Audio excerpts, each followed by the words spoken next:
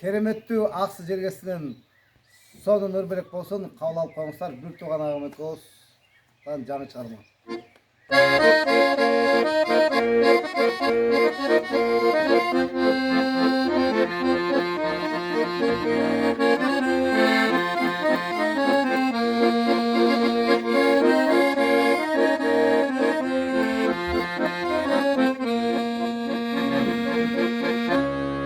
Göçtüzde kalan şimdi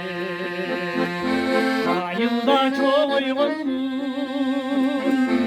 ağzının susun içip çayroda çoğuygun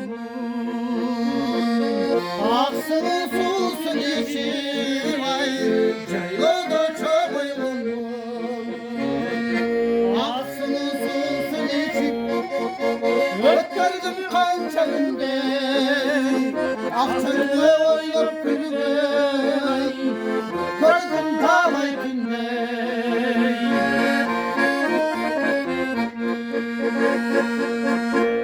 Musluk terebere Yürüp uçağındı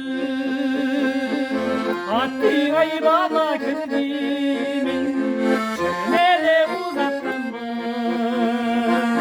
Aklın ayba kezdinden Çömele uzattım Ağzımın susun içip Ötmedim kança günde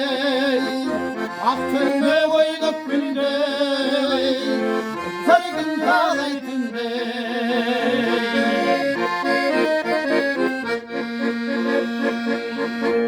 Esimde şıngır var Cayronun borundağı Kalgan imizlerimiz Yalla yolları Kalgan imizlerimiz Yalma yolları Ahmetin susun içip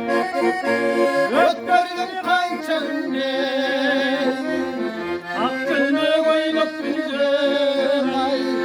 Karıdım dağlay günde Ağzının susun içip Öpmedim kança günde Aktırlı oynayıp günde Karıdım